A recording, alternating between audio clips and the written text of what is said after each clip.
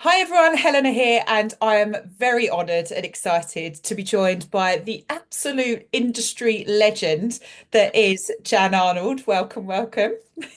Hi, Helena. Great to see you. And hi, everyone. What an exciting time.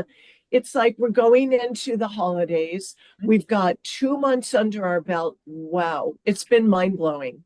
It has, and it's been so exciting because this is our first sort of foray into the North American market, and it's been so Yeah. amazing to get to know new talent and see the breadth and the depth of skills that are coming across through this competition. I mean, what have you loved about it so far with the two challenges we've had? Well, first of all, I have to compliment you and the team at Scratch for setting it up to be stress-free, allowing more time for creativity, more time for storytelling, and more time for innovation. Doing a challenge per month was just totally brilliant on your part. So I thank you for that. Now, for us as judges, I want everyone to know that since we have a challenge per month and we started with what, 40 contestants, little under that, um, every month when we judge, I mean, it is a 2 day proposition for us. I mean, seriously, because we're looking at videos and all the beautiful nail photography. We're reading your narrative. We're getting to know our contestants. So the time investment on our side is very, very real. And what I get out of this competition, honestly, I'm the biggest fan of this format because we hear who you are. It's so individual to the contestant, to the nail professional and their journey, to the love of whatever medium, Mhm. they've grown up with, and they're being challenged to try new mediums. I mean, so many of them have said, usually my medium is this, but because of this challenge, I'm stepping out of convention and I'm doing 3D sculpting for the very first time. And it always blows my mind because, if that's your first attempt and you do that well with the medium, that's been like astounding to me. Yeah. Um, so we've got an arsenal of extremely talented personalities and talented artists. So it's honestly my favorite thing when I see that I've got to earmark this time to get to know our contestants and do the judging. It's the joy of my life. I've been loving it. Oh, that's so nice to hear. And I think that's the beauty of competitions as well, isn't it? Because I think a Yeah. lot of people go into a competition or a contest, whether it's an arena type one, whether it's an online nail contest. And some people go in with the wrong mindset. And I think the wrong mindset is I'm going in to win. You enter a competition to learn, to grow skills, to get feedback, and winning is that cherry on top of the cake. And obviously, we'll have some amazing prizes at the end, and that is the end goal. But I think the beauty of this taking place over so many months is that you can try new mediums, you can test your skills, and you can really own yourself as a nail artist. And I think that's the beauty of nail competitions, which you're no stranger to being a part of, Jan. You've championed competitions for years, haven't you? Yeah, for years and years. And the other thing in this format that happens for the contestants is they're not just stretching their technical skills, they are learning to be influencers, speakers, communicators on their video, teachers. They are teaching everyone who's watching what they're doing. And if I could bring a couple pieces of advice to that end, when we're watching the video, I want to remove all the crazy distractions, and a few of our contestants just nailed it on the last round, where we're seeing the nail the way the nail pro sees it. We're seeing the mediums in the background. We get a tight shot of the placement of the product, and the narrative is teaching, not telling. Because if you're telling me what you're doing as you're doing it, but you're not teaching me pro tips, then I feel like we miss something, because if I'm watching it, you're already telling me. You're telling me visually. But if you teach me and say, the key to the control of the bead I have is my mix ratio. Mhm. And when I do this particular technique, I go a little bit drier with a little larger brush because it gives me more control. So those are the sorts of things. I see what you're doing, but teach me, give me a nuance, Yeah. show me the innovative side of what you're doing, and make it very direct. Sometimes in the tutorials or even the write-ups, I see a lot of, I'm doing this and I'm doing that, and then you should do this. Cut all that out. Let's put more power into every word in the narrative and every word in the voiceover of the tutorial, of the demo, because then you're giving me what I need to be inspired by you. Like, at the end of the day, NASNA is about finding that new talent that becomes the iconic spokesperson for our whole industry. Yeah. People will turn to you as influencers, as educators, as leaders. So as a judge, I want to be there for all of the contestants to help you grow in every category. Okay, nails. We can help you grow as spokespeople, as teachers, as innovators. And we spend a lot of time making comments like, do this, do that. We advise this and that. There are several of the competitors in their videos where they've said, I really appreciate, I read the comments. I appreciate what you said, and I've changed my approach for the better. Yeah. And so that motivates us, right? When Oh, we see that definitely. outcome. Yeah. Getting that feedback. And you know what I love from some of the videos? It's when the nail artist has admitted that they tried a technique that didn't work right, so I adapted it and I did this. And that I think is really raw and really powerful actually, because these nail artists, they are influencing fellow professionals. They're using professional products. So it's almost quite endearing to hear, okay, I tried this and it didn't work. This happened, or it bubbled, or it shrank, and it's like, so I adapted it and this worked. And that really kind of taught me. I was like, this is very interesting because that's really going to help another nail professional out there and save them some time from trying something that you've experienced hasn't worked. And I almost love hearing those little pointers because it's real and I love the realness of the videos. Yeah, that's a really brilliant observation. And it's so interesting. Like, it's the power of being a nail professional, is that you're using all of these component parts that come together within a system to give you the outcome you envision. Like, if you think of other segments of beauty, maybe other than hair color, because that's quite chemical. But I feel like to be a winning, successful nail professional, you need to know your products really well, do your research. You need to understand the power of systems so that you can bring the best out in those products.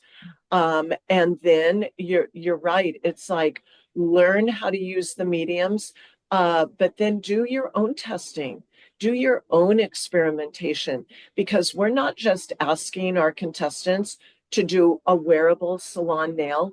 We're asking them to build houses, to build characters, to tell stories. Last month, the stories were so extremely creative. Mm. And that is the bottom line. Like, within any full service environment, I have always said that the nail professional is the most influential because they're employing left brain strategy, systems use, chemical competency together with aesthetic, creative, artistry. Isn't that interesting?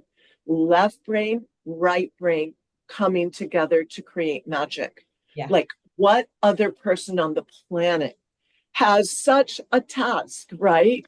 I love the way that you've explained that, Jan. It's just, oh, you're so eloquent with the way that you put things, and that's just so beautifully understood. I mean, with their left brains and their right brains, I mean, what makes a star nail artist to you? What Yeah. qualities do they possess, and what do you see from who will be our North America's star nail artist? Oh, what a beautiful question.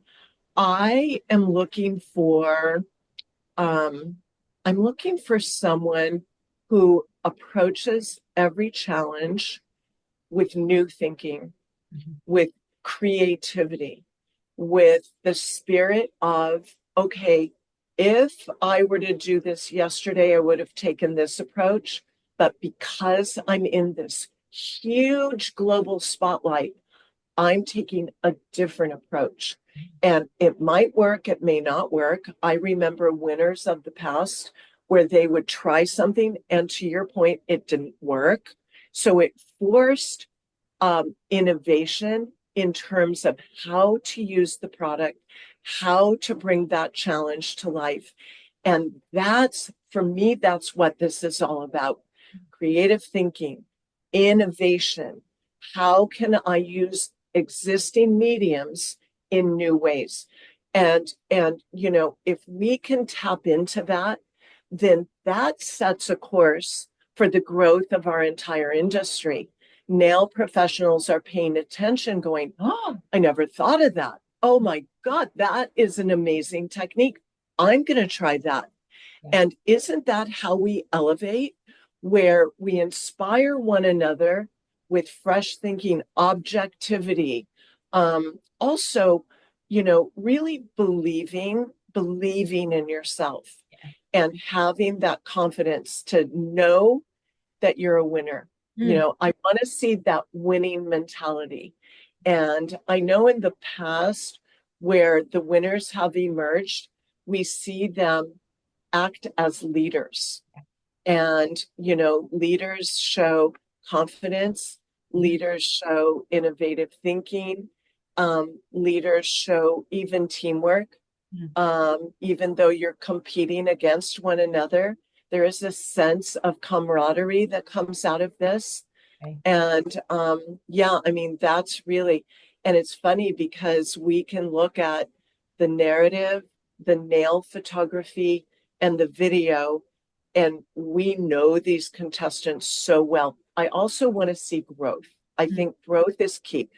You know, nobody can come in perfect, and we don't expect perfection. I would rather see kind of messy innovation than precise perfection without a risk. Yeah. You know, there's got to be a risk. Take a risk.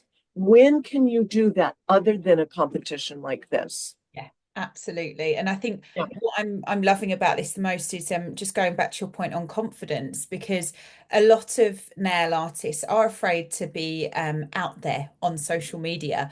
But unfortunately, or fortunately, depending on how you look at it and how you are as a person, it's such a huge part of promoting and supporting the nail industry now and boosting your own profile. So they might have one side that the skills pretty much cracked and you know be creating that amazing nail artistry, but I think what this competition does is it challenges the other side as well, in terms of teaching you how to create videos that are engaging and offering feedback on that, but also giving you the confidence to step outside the comfort zone and be that teacher and be that person who is on camera or behind the camera, showing everyone what you're made of and what you can do. And I love that I've already, from challenge one to challenge two, seen so much growth on the video front, which is just beautiful to see.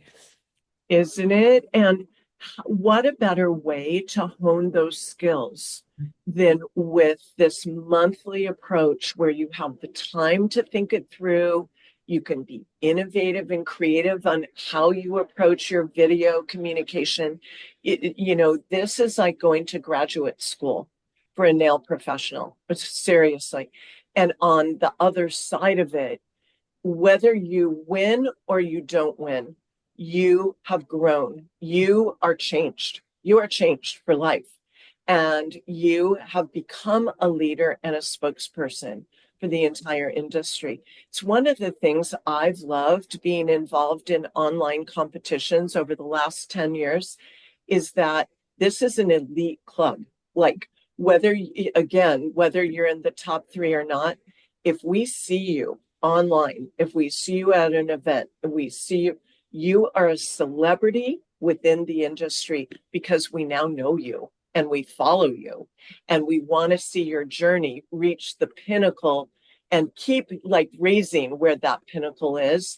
And for me, being a judge and being a sponsor and being a part of it, that to me is the most rewarding thing is growth, success, also leveraging these skills to charge what you're worth. I'm always preaching that new innovation gives you the ability, competing in a competition like this gives you the ability to raise your status as a professional. Yeah. And that means charging more. I know with my own nail pro, so fabulous in every way, great architecture, great artistry. And yet I don't see his pricing go up every year. So I always have the conversation like it's time to raise your prices. And he's always very afraid of, losing clients, upsetting people. Every time he raises his price, nobody, you know what? People probably celebrate it Mm. because it's like he's going nowhere. Like the most important thing to me is that he's here for me. Mm. And I'm willing to pay a little more every year to cover his cost increases because he's a part of my team. Yeah, He's a part of my team.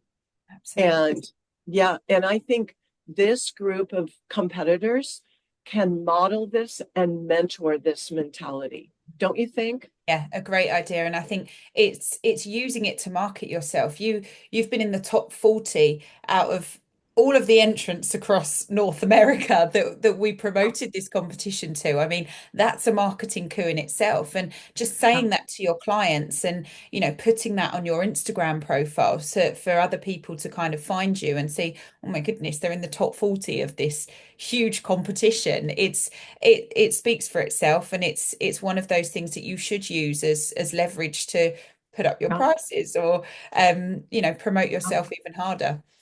Yeah, the number you just threw out is very interesting.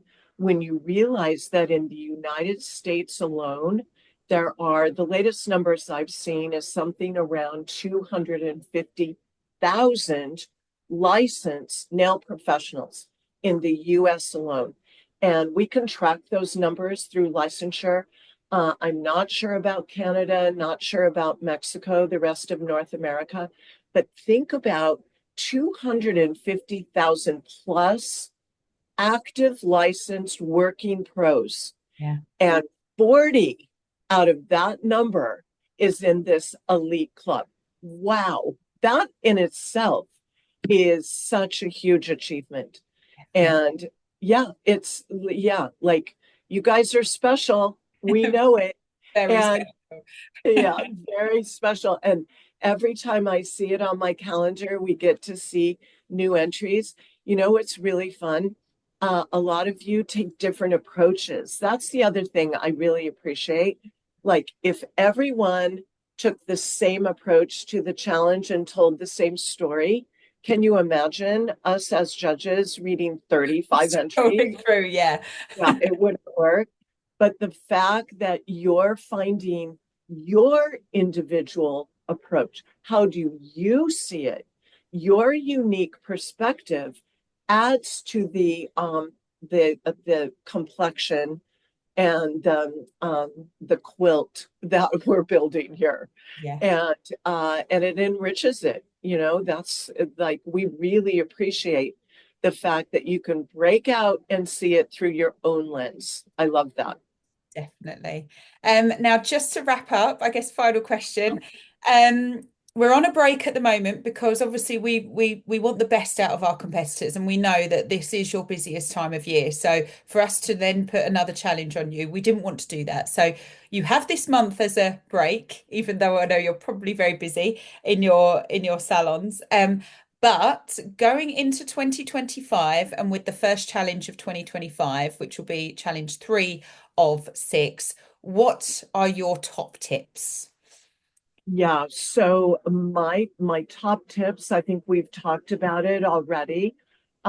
Step out of your box and approach it through a new lens. And every individual brings a different perspective. I want to make sure that each of our competitors, that your perspective is crystal clear. Like we know who you are, we know the amount of risk you're willing to take. So that's number one. Number two, make sure whatever the challenge is, make sure that you tap into that challenge. You're answering the challenge and then elevating the artistry. So you have to worry about really two different approaches. A, am I really hitting the challenge guideline? Am I answering the challenge in a unique way? And then how do I articulate that through my artistry, through my sculpting? The two really have to work hand in hand. And then I look for that shine and polish. I want to see you on camera. I want to hear your story. I want to see who our leaders are. Because as we go into January, so it's Jan, Feb, March, April, May, right? We finish. Yeah. And and it's a very short period of time for us to really see like who are our top three, who are our leaders, and envision that. Everyone has to envision and say to themselves, Jan, that's me. I'm the leader. I can envision it. I really believe that if you can see yourself accepting the top award, if you can see yourself learning and growing through this challenge, then it happens. If you can see it, it'll happen.